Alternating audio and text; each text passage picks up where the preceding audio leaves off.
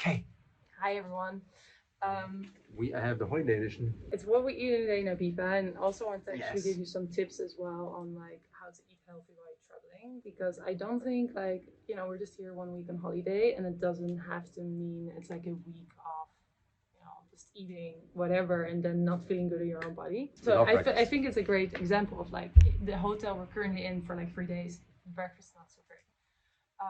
But they have some fresh fruits, so that's for a win, and they had some fresh juices, also a great win. But then something we did also for the kids is that we just made some overnight oats. So like the night before, we did some oats with banana, some raisins, some water. We actually had some coconut milk, which really is optional. You could even add like a berry mix. We're out, but like that could be something. So you can really be creative of still bringing something yourself as well, and then using some of the things that are actually healthy and make you feel good. But yeah, we just had a small breakfast this morning. What are we having? Fruits. Fruits, oats, almond butter. Ja, pijn. Some juice. Is it lekker, Leo? And then we went on the road, and a couple of days ago we found this amazing organic farm that grows their own organic fresh strawberries, and they're just like delicious. They're awesome. They're so great. Hey everyone, we're buying some fruits. Whoa, local organic strawberries. Amazing. So excited. And then we're going to the beach. So we made a quick stop and we bought some delicious strawberries, organic strawberries. We found local grown here right in front of us, which is amazing. They're so fresh. I'm sure they're from the field today. They're like, oh my god, they're good. So good. Also we found some raw crackers or zucchini that we probably gonna use for our flight tomorrow, to be honest. Bought some avos and bananas because Lily started eating and loves avos, loves bananas, also loves strawberries. So we have some good snacks for today and tomorrow. Excited.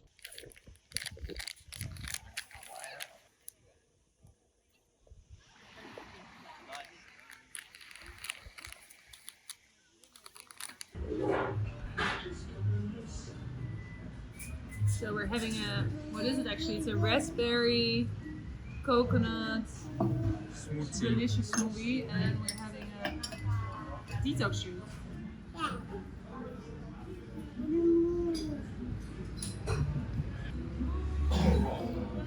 So yeah, no, we had an amazing brunch basically. We went to the beach, at breakfast, went to the beach, had an amazing brunch. Then it was nap time. We had a long siesta nap time, and then tonight we're still gonna go for dinner. So yeah, you're gonna see what we're gonna be showing that afterwards, how that night's gonna be. And we're just really enjoying. We're sitting at dinner, which is amazing. Something very expensive. Yeah, so we had a green a Spanish kofta. No, we had a green gazpacho, which was actually really good. And then we had an amazing green salad, kale salad. I have some aubergine dish now, which is really, really good. Michael has curry kofta. So yeah, overall, big win, amazing place. And we brought some food for the kids actually as well. Lily had some bread and avo. Leo had some hummus and some veggie burgers. Oh, good night. Bye. Bye. Bye. One of the great things traveling is obviously experiencing new things, exploring new things, be open for new things. And we love roadside organic shops, right? We saw it as like, oh, it said organic. It was just a stand next to the road, and we usually stop. And that's a huge tip for anybody who's traveling. If you see somebody who's saying organic and on the roadside, and you can see the fields where they're getting it from, stop. You have great conversations with them. Usually produce is amazing, everything's local. So we're huge fans of exploring, stopping. We didn't Google it before. No, that one not. We just went with the flow and it looked great, so we stopped. Yeah. However, we are mostly planning where we eat. And that is to your point of breakfast I want to make is eating really well when you're traveling is not super easy, and it requires a little bit of work and planning. Yeah. So this is what we do. But the rewards are so great because you feel so much better in your body. Yes. So yeah, obviously you can say, oh, I couldn't do it, or you can say, no, I'm taking 5-10 minutes the night before, make some overnight oats, or I'm taking 5-10 minutes Is money okay during the down day, there? Or to research where we're going to go. And that's what we're doing usually when we visit a new country, new city. We're researching. Yeah. So we definitely eat different foods than we would eat in our, kind of our regular lives. But that's also kind of the fun of it. It's So just fun. exploring new things. But yeah, what are we looking for? We mostly look for vegan restaurants. That's kind of our first step. Then I always love to look at Plant-based. are they or plant-based and same. And then are there also organic ones? And we actually found some organic plant-based restaurants here in Ibiza, which has been, I mean, just amazing food. And then, I mean, vegan is one thing, but there's also a lot of obviously more processed vegan stuff out there, burger places, blah, blah, blah. Not a huge fan of those. So I really try to look for like, are there fresh, Healthy, yeah, are there healthier. fresh Yeah. salads? I mean, Healthy you places. saw our lunch, right? So that was Wild Beets, amazing place. If you're visiting Ibiza, definitely go there. They have amazing cold Gulita. pressed, green juices. Ibiza. They have like acai bowls. They had like this like a gluten-free bread with like fake salmon, which is basically smoked carrots with like a cashew cream cheese. It was delicious. So another tip here, as Kristel is explaining it, is plant-based is one thing, but check the menu of the places you want to go. You're checking the menu, get a sense of what kind of food are they offering.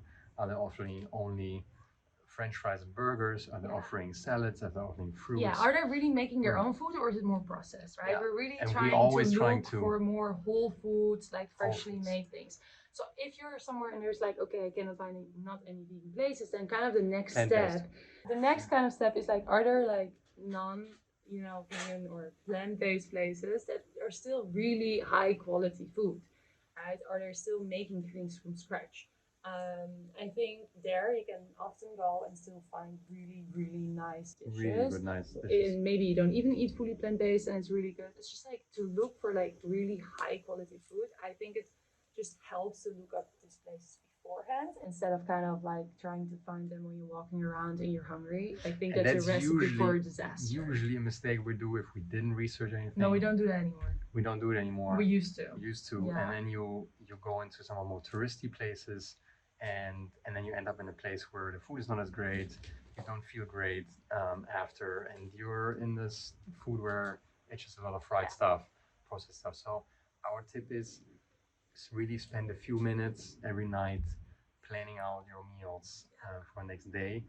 And yeah, some would say, then I'm so restricted. No, we have the best experiences with local restaurants, experiencing new restaurants that usually no tourists are going. I remember from last year. There are some touristy places we go. Yes, but not only. No, both. So we have obviously some tourists there, but also we have in the last years when we traveled more, have had amazing experiences in local places where only locals go, but because we researched.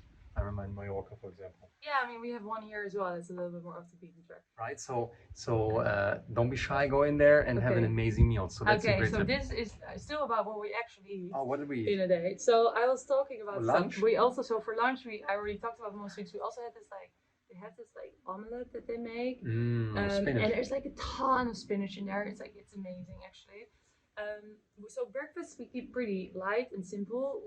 One thing that we always do, and I don't know where this fear comes from. I think we have a fear of running out of food. So we travel with a food bag literally everywhere, and it's kind of gigantic. It's hilarious, especially since we have kids. But to be honest, it was already big before kids. I don't know if any of you have it, but I'm getting hangry.